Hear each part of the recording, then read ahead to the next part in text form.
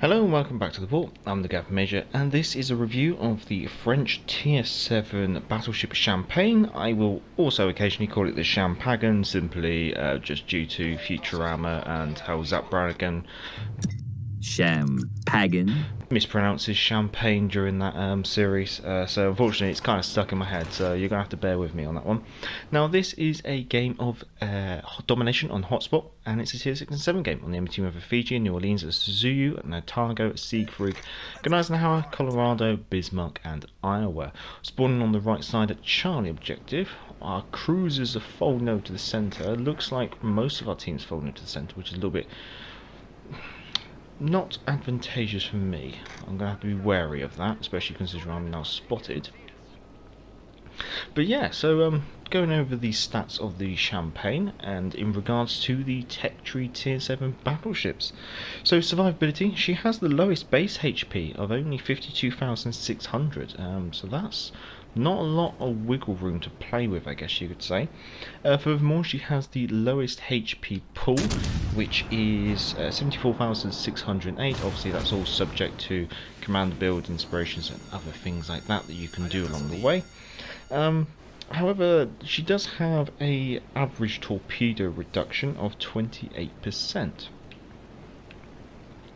Now when it comes to the armour, it's always best to go back to the port and take a look at the armour scheme. So welcome back to the port, and we're taking a look at the arm scheme of the Champagne. I guess first thing always worth mentioning is the superstructure. It is a big superstructure, mostly covered in 19mm of plating. Now there are some sections which are thicker. This is basically the command bridge citadel and also the barbettes of the secondary turrets, of which we have 2 fore and 1 aft. More so, what this basically means, it is a nice large area in which small caliber AP, semi-armor piercing and high explosives will be able to farm damage out of until of course it's saturated. Now once we remove that, I guess what you'll start to notice is the hull is practically mostly covered in 32mm of plating, which is capable of ricocheting 16-inch gun AP. So that practically means that this ship should be able to angle against incoming volleys. However, it's worth noting that in order to bring the rear turret online, you're going to have to be practically right on the edge of being almost broadside on, I guess you could say. Like, from this angle, the chances of a shell ricocheting is not going to be beneficial, and therefore you could potentially be getting penetrated by 16-inch or even 15-inch guns, really, I guess you could say. So that's something to be wary of. So she's only going to be good at being nicely angled. However, that means that you're only going to get 1 turret on. Now, there is a torpedo bulge, and this is rather deceiving because it kind of covers most of your side, obviously. Obviously, having a torpedo bulge is nice. It does reduce the incoming torpedo damage, but it's also an additional layer of armour. If we take that off, you can now start to see that we end up with the internal armoured belt showing through, and that is quite thick. That is very much capable of ricocheting practically anything as long as it's angled.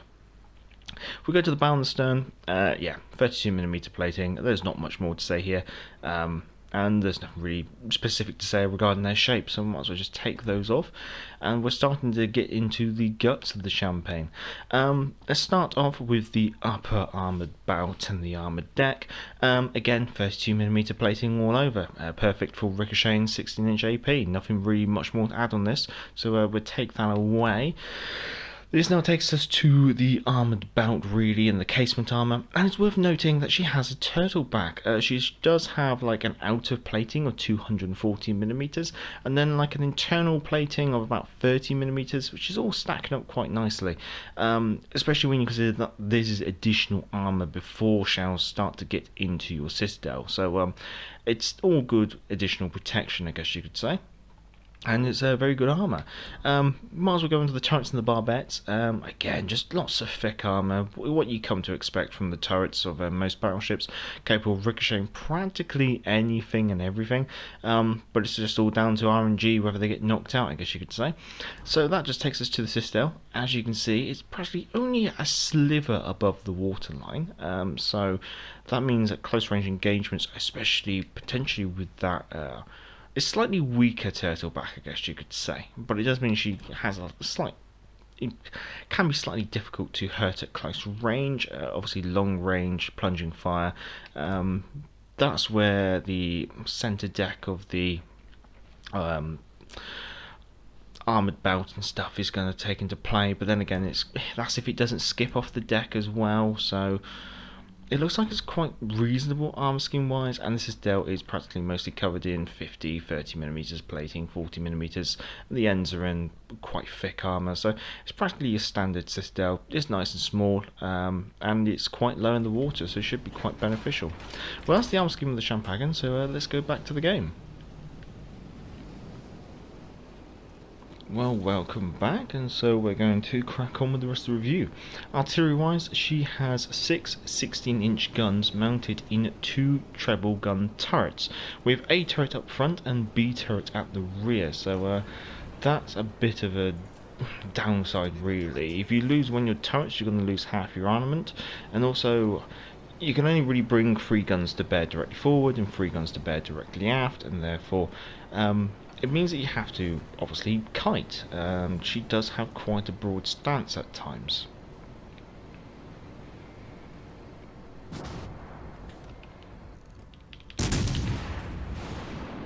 Hopefully that can find its mark. And as always, overpens. So she has the 3rd largest range of 17.5 kilometers. Problème résolu, chef.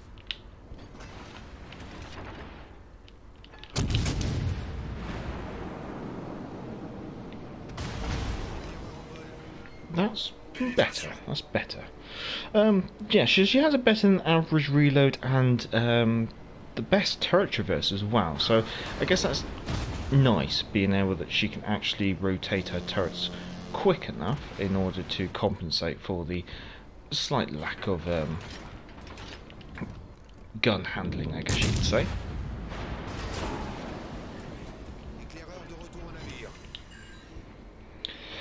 Now, she has the 2nd best HE shell damage of 6,100 and the best fire chance at 49%. However, she has the joint 3rd lowest AP shell damage, which is only 12,100.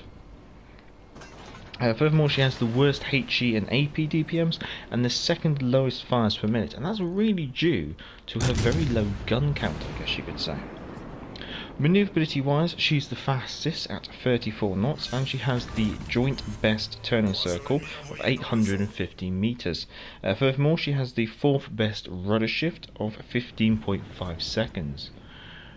When it comes to concealment, you're looking at having an average detectability from the sea of 15.4 kilometers and an average from the air of 12.3 kilometers. However, you do have the 2nd worst detectability when firing smoke, which is 14.9 kilometers. Going on to the consumables, let's start off with the damage control party. For a battleship, this is always something that's quite important, because obviously it almost dictates your ability to tank damage, I guess you could say. So this has a 15-second duration and an 80-second reload, so it's pretty standard for the tier and for most ships, I guess you could say. Now, for repair parties, you do have 3 repair parties. These will heal 262 HP per second for 28 seconds, and that means each repair party will be able to heal 7,336 HP points. Which means that's probably my lot with this last repair party. Now, you also have an engine boost, classic French I guess you could say, which has a 180-second duration and 180-second reload. This will improve your ship speed by 8%, taking your base top speed up to 36.72 knots. Now, you do have one more consumable slot. Now, this gives you quite a few options. You can either take Catapult Fighter, which you'll get 4 of, or as myself, you can take a spotter aircraft, which again you get 4 of them, or you can take a secondary battery booster, which you'll get 3 of. Now, as a premium ship, she obviously comes with a Type 9 permanent camouflage, which obviously will help with your overall detectability. So now we can actually put the book down and continue this engagement. I'm nicely up front, I guess you could say, with the cruisers behind. With the Colorado closing in. Now I'm trying to stay nicely angled against the Colorado, try and minimise the amount of damage that I end up taking on board. And I'm hoping maybe I can just chance it and maybe take a turret out or something. But I think after this we will actually have a chance at some HE. Because it has got that very high fire chance. It looks like the New Orleans is firing AP at us, Colorado's firing AP at us. Even though we're angled, we're still taking a chunk of damage there. Coming under fire from a fire-breathing cruiser located over back in Charlie.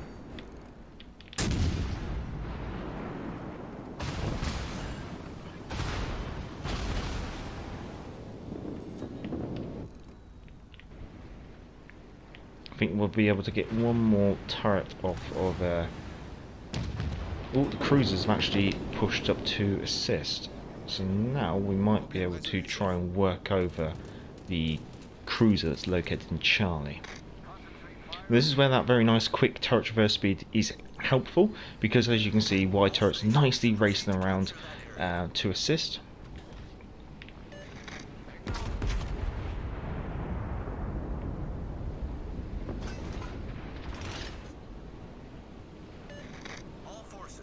And we should be able to push up. We've got friendly Wichita on our right, so we're just going to try and give him a bit of space. Suzuyu, that explains the fire breathing.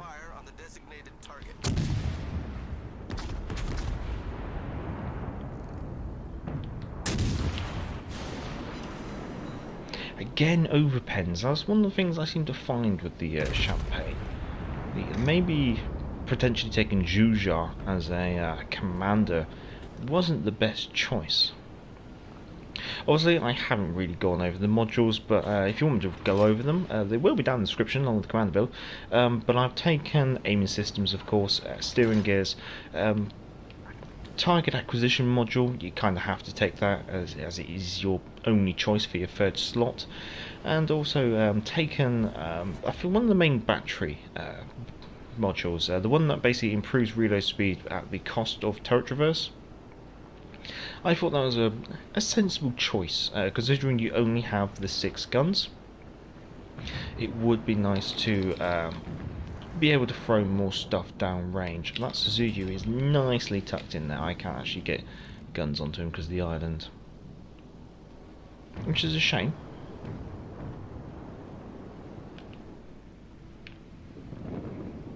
New Orleans is now firing on me from the further down range.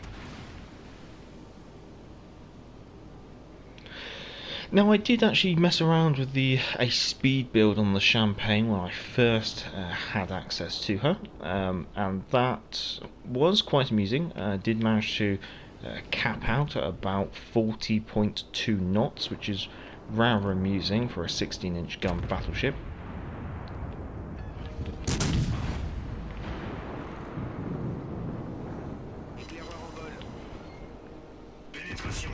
But since I've changed my command build for more of an accuracy focused build, trying to make it, because I found that the Champagne, having the speed wasn't really beneficial.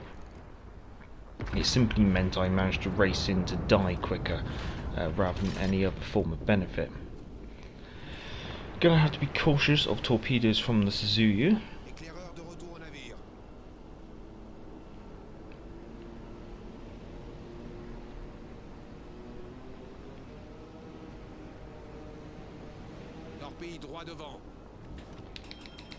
And there's one volley. Make sure we don't accidentally run into them. Hopefully the Wichita can mop up the Suzuyu. Brilliant. That means I can start training my guns off to the right hand side. And again, this is where the very rapid turret traverse speed is going to be quite helpful. And also having the engine boost is quite nice, being able to motor around when you need to. Now, as a campaign reward, I guess some of you are probably thinking, oh joy, another tier 7 battleship, and more than likely that's what the next campaign is going to be as well, although we'll have to wait and see for patch notes. But yeah, it is. I think that's something that I've partially suffered with when it has come to the campaign. I've kind of lost enthusiasm for tier 7 battleships. They kind of all kind of blur together. And they very rarely actually stand out any different, I guess you could say. So what's this lead? It leaves an Iowa. Iowa's quite fast, so I'll give it a decent amount of lead.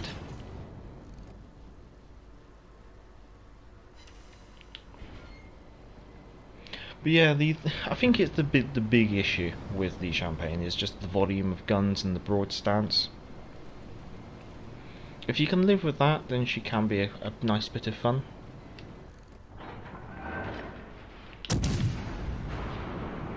But for most people who already have collected a large number of tier 7 battleships from campaigns, you have to really ask yourself, what is the campaign offering me that some of those other ships don't? And I think the only thing she really offers you is just a speed, I guess you could say.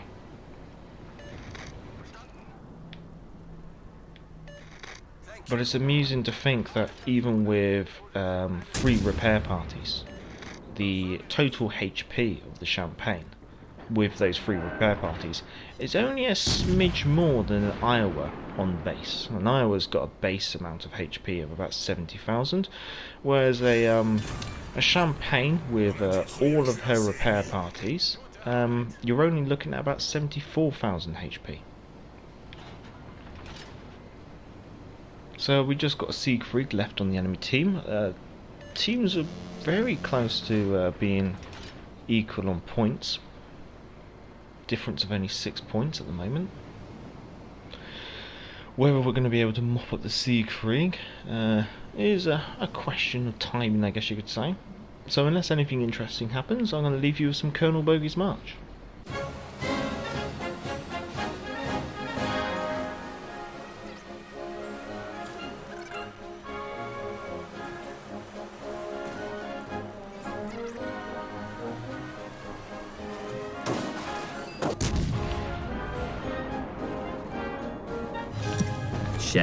Pagan. Well, that was an amusing way to end the game, but we managed to do it. Probably one of the better games I've had in the campaign in a long time. I've had quite a lot of miserable games, I guess you could say. So it's quite amusing to sit down and actually get a decent game in the first take of this review. Managed to do nice 2,000 damage. Okay, it's not a damage burner. Getting 3 kills, 3 assist downs, 44 hits on target, and we're only 1 fire. Getting a capture assist as well. Team scores somehow managed to pull first out of the bag. Okay, fair enough, I guess it happens. And economy-wise, I managed to make a profit of 311,000 credits. That is with a ship service cost of 149,000 credits. But I also do have a premium count and a rare credit booster on there as well. So managed to walk away with a decent amount of profit.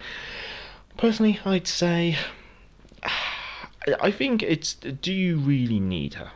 If you do, then hey, chip in on that campaign. But if you don't, I wouldn't blame you for giving it a miss, is the best way to put it. But she is what she is, and for some people, they're going to really enjoy her. For other people, they're probably not going to enjoy her as much. But it is, like I said, I keep saying, it is what it is.